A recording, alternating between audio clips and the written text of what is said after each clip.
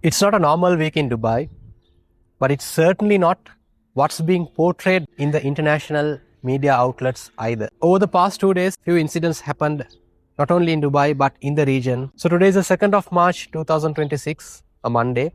I'm standing at the Dubai Creek Harbour. So today's video is about my independent assessment on what's happening today and what it means. Over the past 2 days, we have been hearing noises on the sky, missiles being intercepted. As per the official numbers, 165 ballistic missiles, out of which 152 have been intercepted and 13 has fallen into the waters. 541 drones, out of which 506 have been intercepted. 2 cruise missiles, both of which have been intercepted. And unfortunately, 3 fatalities and 58 minor injuries. Our deepest condolences with the families of those who were affected by this. So let's look at this in 2 aspects. One is the geopolitical aspect, and the other one, I will call it the local aspect. Let's understand both. Now, talking about geopolitical aspect, so this conflict is beyond the control of one country, in this case beyond the control of Dubai. Talking about the local aspect, which can be controlled, the resulting effects of this particular conflict inside the country and how well it's being managed inside the country. That's the local aspect. Now the geopolitical aspect could continue for a few days. However, the local aspect is what matters. That's what we need to understand. Now let's go back and understand 2 incidents and then I'll come back to this. 2024 April, there was a major flood in the city, in Dubai, an unprecedented amount of rain that fell into the city. The amount of rainfall that usually falls in London in 1 year, that's how much of rainfall that Dubai got in just 1 day, and the entire city was flooded, roads were flooded, infrastructure damaged. And guess what? It took only 3 days for the city to come back into action. That was one incident that was 100% within the control of the city, of the country, and they proved how capable they are to come out of it. Just like that, going 4 years further back, COVID happened and Dubai was the city to recover from COVID in the earliest possible.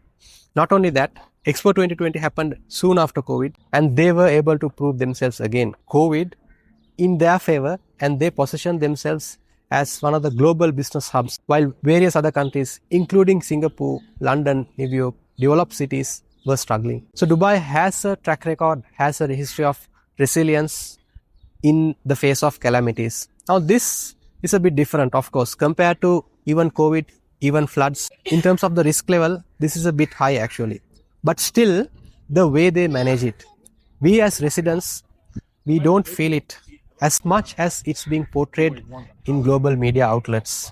For example, tourists that was supposed to travel back on Saturday that were at the airport, because the airport was closed, immediate action was taken to take care of them, to take care of their necessary needs, including visa, meals, accommodation.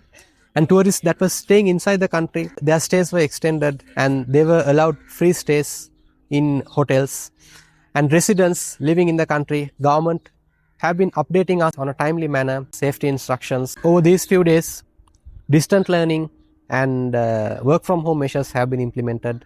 So the traffic situation is actually controlled to a certain extent. However, people are traveling, kids are playing in outdoors, all shops, supermarkets are open, functional, delivery services are 100% functional, metro is functional, all the infrastructure, everything is functional. We as residents, visitors, tourists, citizens in this country, we don't feel it. That is how well they have managed such a catastrophic event.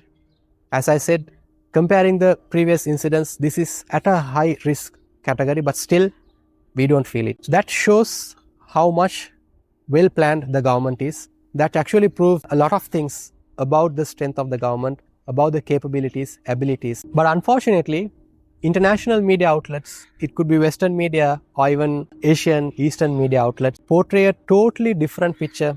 Some news are even fake, even not true.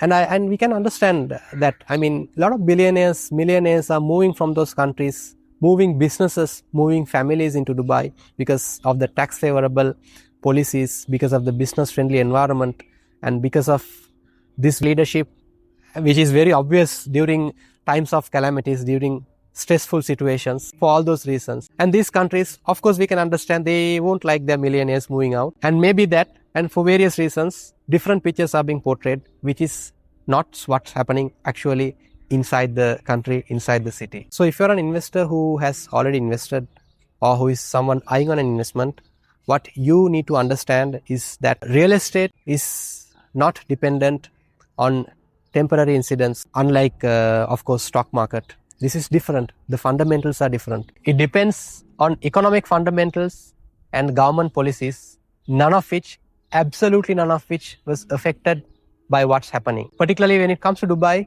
these fundamentals, we have seen time and time again that they do not get affected by calamities. That is basically what determines the demand for properties, the economic fundamentals. Why?